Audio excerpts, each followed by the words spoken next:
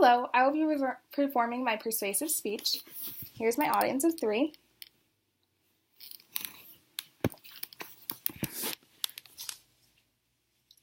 My name is Holly DeLoach, and I will be speaking to you on abstinence-only education. Don't have sex because you will get pregnant and die. That is an opening line from one of the more famous movies, Mean Girls. Sadly, however, that's the only sex education some students receive.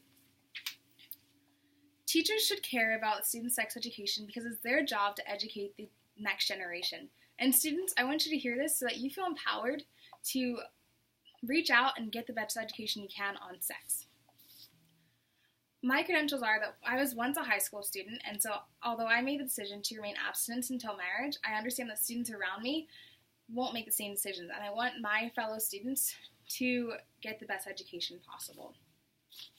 My first main point will be that abstinence-only education leads to higher STIs and teen pregnancy.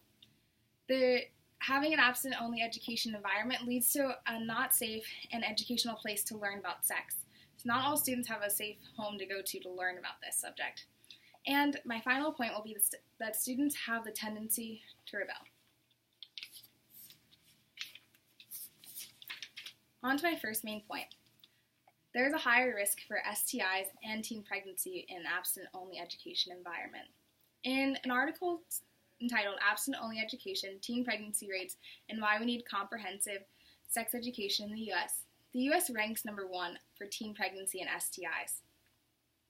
This is a very sad statistic to hear. Only hearing about abstinence doesn't teach the students how to protect themselves when they are sexually active. The same article states that schools that have only abstinent-only education have higher teen pregnancy rates. There's a positive correlation between students having more sex when they don't and getting pregnant when they don't hear about contraceptives and birth control and whatnot. In a peer-reviewed article called Abstinent-Only Education Doesn't Work and We're Still Funding It, states that physicians actually do not agree with abstinent-only education. They believe that it is unethical for us not to inform our students about all options. My second main point is that there's a need for a safe environment for students to go to. As a Christian, I personally believe that abstinence is the way to go, but for a non-believer, they may not have the same motivations to remain abstinent.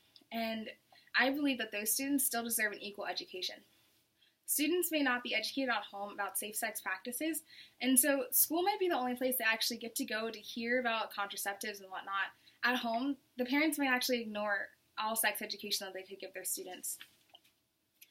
In an article called Adult Discrimination Against Children in the Case of Abstinence-Only Education in the 21st Century USA by Claire Favier, she states that completely rejecting the idea of legitimacy of children and adolescents' consensual sexuality. So completely rejecting the idea of children being able to have sex delegitimizes them, and it's not an okay thing to do. My third main point is that students have the tendency to rebel. So I'm not saying that teachers should necessarily encourage their students to have sex. I'm not saying that at all. But when a teacher just harps on abstinence only, the student has more of a tendency to be like, well, I'm just going to have sex. I'm going to do what I want. It doesn't matter what you say. You're just an authority figure. When an authority figure says something without giving a real motivation for a student to do it, the student's just going to go out and do said thing. In Abstinence Education by Alan Zeiler defines abstinence-only education as teaching that sex should be saved for marriage and to avoid STDs and pregnancy. That's what many teachers are teaching our students. However, I believe that just teaching that view is just going to cause students to go out and continue practicing unsafe sex without knowing about protection and birth control. By giving our students an unbiased view, it gives them the opportunity to make better decisions.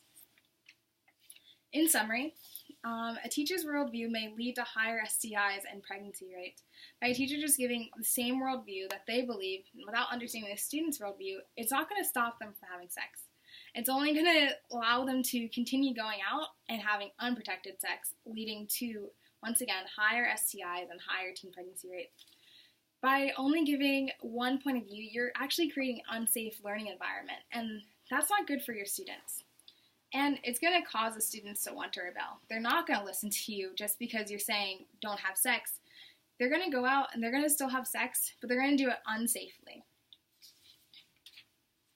So educators, I implore you just to go out and teach safe, healthy lifestyles to your students. They deserve that. And students, don't settle for the education your teachers are giving to you. I'm not saying that you need to encourage your students to have sex, but do educate them well. Imagine this. A student comes back to you and she's pregnant and she's not sure what she's going to do. She's only in her junior year of high school and she still has another year to finish. What are you going to think back to? Are you going to think back to in your classroom when you had opportunities to actually give that student a good education on how to practice safe sex? Or are you going to think back to how you only harped on not having sex and never actually gave the opportunity to the student to make better and wiser decisions? Thank you.